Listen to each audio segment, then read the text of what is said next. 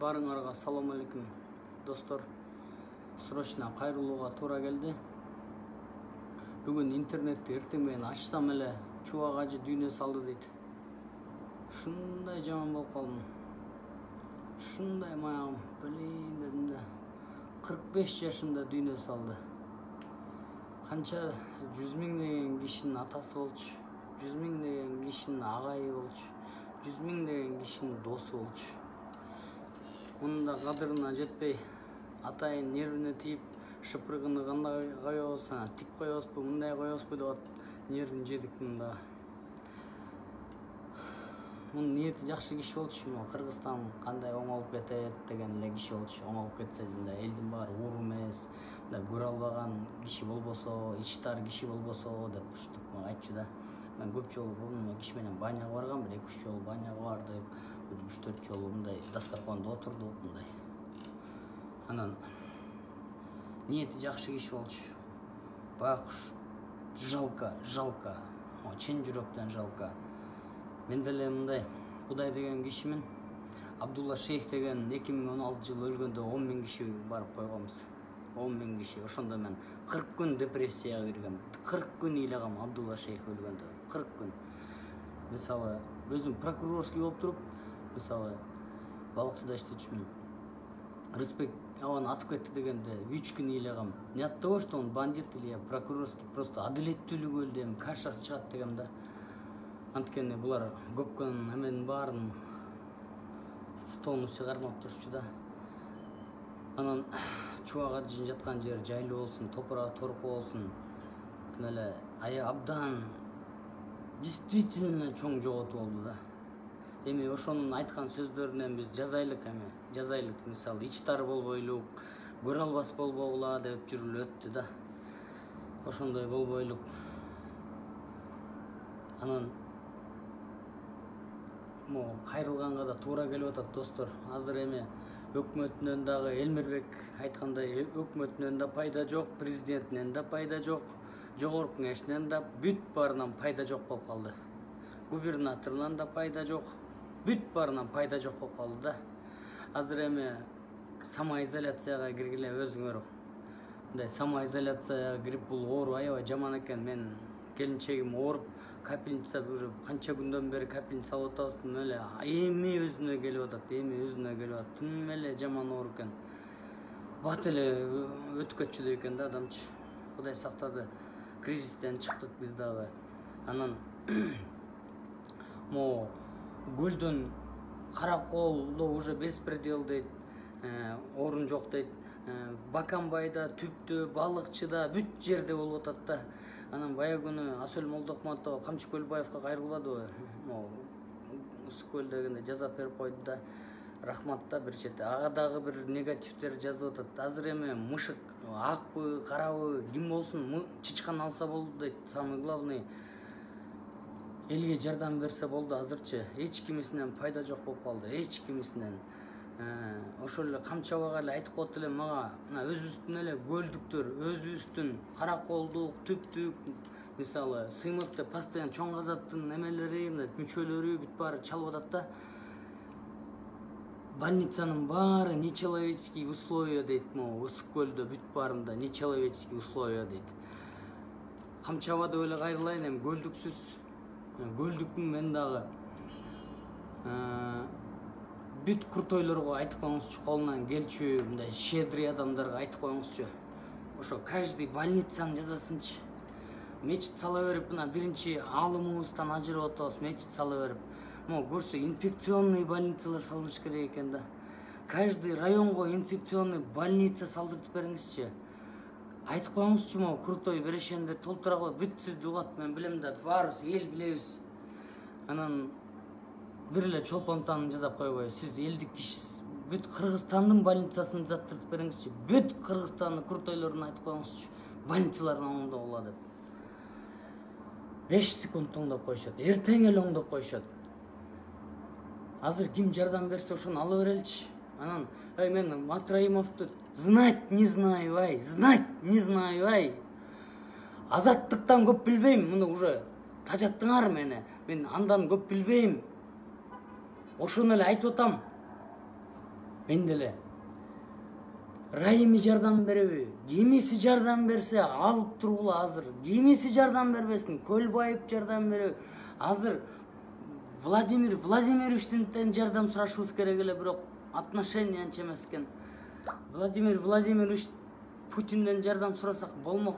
Италияга деле Владимир Владимирович бир МЧС 15 самолет жиберип, канча кишини аман сактап калды, полевой госпитальдар жасап.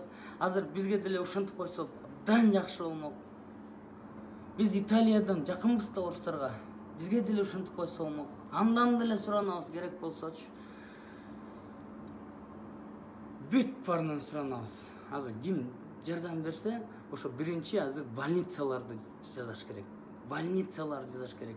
Могу байлар кедейлерге зекет бериш керек, садака бериш керек, жардам бериш керек. Каждый бай өзүнүн бүт окружениясын, өзүнүн бүт тааныш тууныштарын баарына бериш керек. Чыныбек Акунов өлдү, мына скорый помощь деле учуп келиптир Германиядан, самолет заказ бериптир.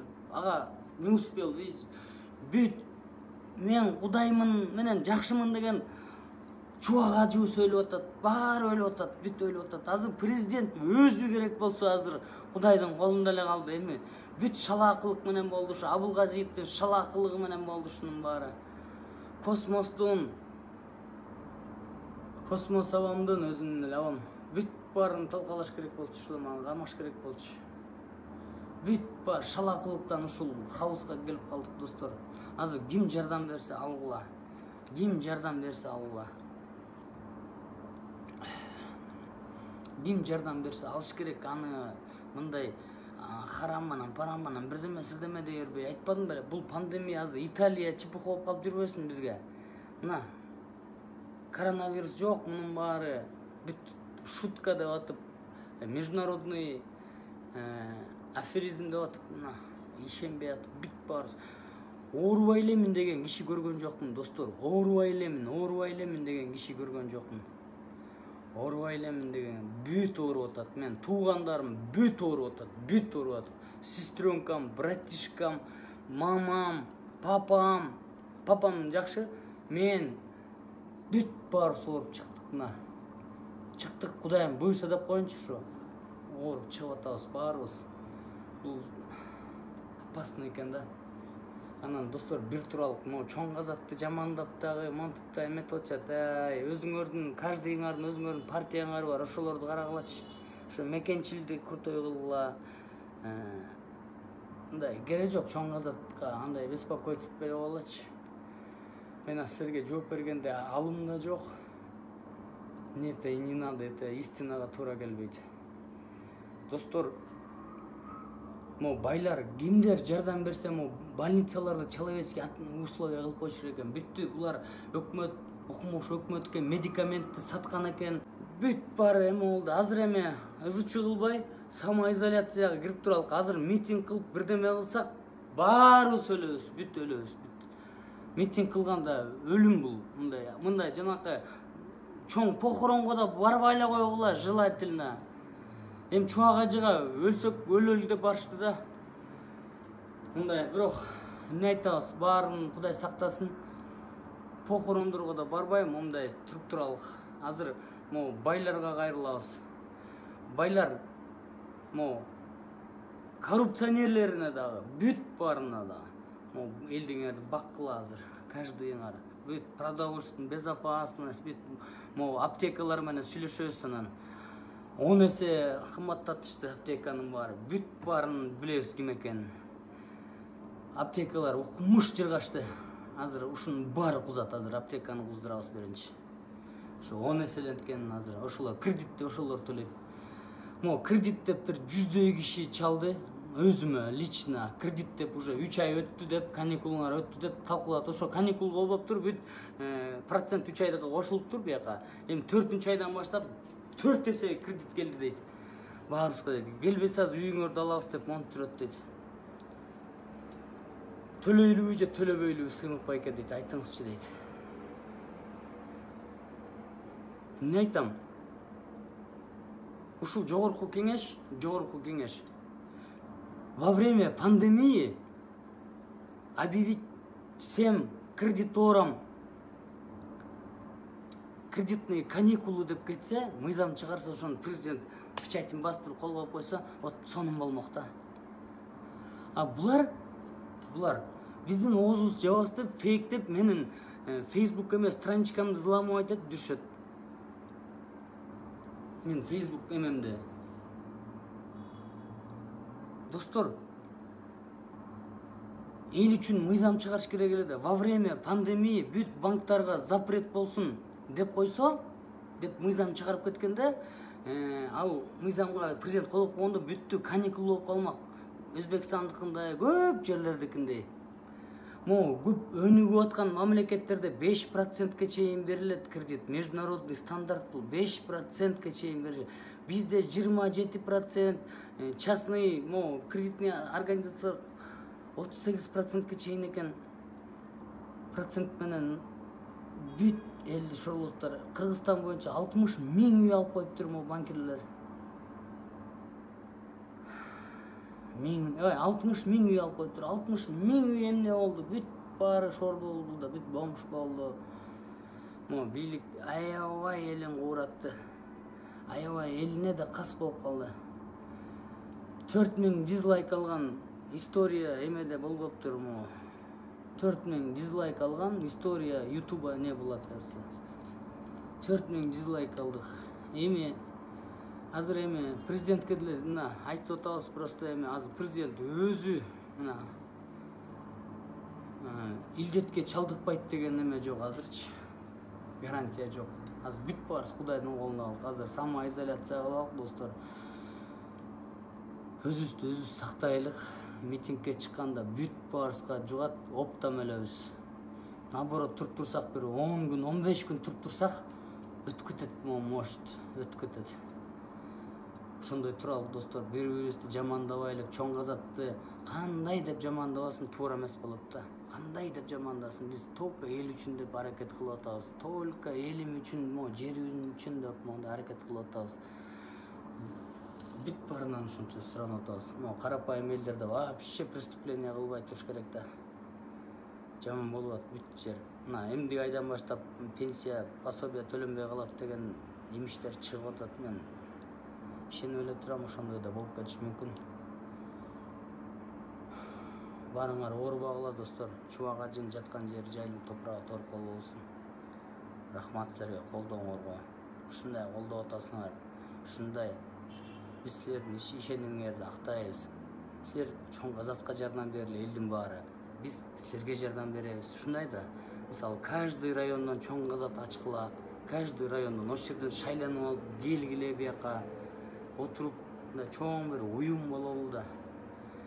Элди эл эле ойлобосо, эч ким ойлобойт. Петр Первый тирилип келбейт, Ли Куан Ю тирилип келбейт.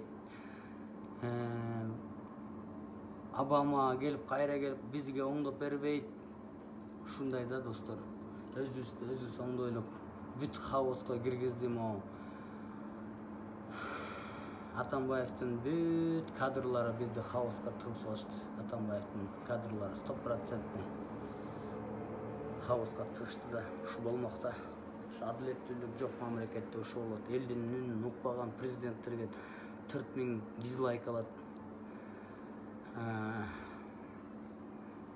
Сооронбай Шариповичке деле кайрылабыз. Дагы эле кеч эмес. Элдин таламын талашыңыз. Элдин тарамына туруңуз. Ошол баарыбызды ошого эле чакырам. Ошол мындай ынтымактуу болуп көрүнгөн партиялардын эмесин эмете болуп, чоң казатты жамандай албайсыздар. Бул элдики, элдик кыймыл. Эл чечет биякта. Мисалы, менин артыма Facebook эле турган жок, партиясы деле турат, коому деле турат, бүт баары турат. Эл турат, самый главный. Эл ызылдагандан кийин силер мен дагы эмеге чакырбай калды. Чакырса деле барбайм, мен ооруп атам, коронавирус болуп, өзүм ооруп өлгөн жатам. Действительно айтайын. Бир сооп калам, бир күн кайра жатып калам, ушундай да. Бул оору баарына жугат экен. Ошол оордон аман чыгалык, самый главный. Интригаларга кирбейлик, бул саясатчылардын эмесине кирбейлик. Биз элдик коомбуз. Биз мындай эркекче эле, элче эле сүйлөшөбүз мындай.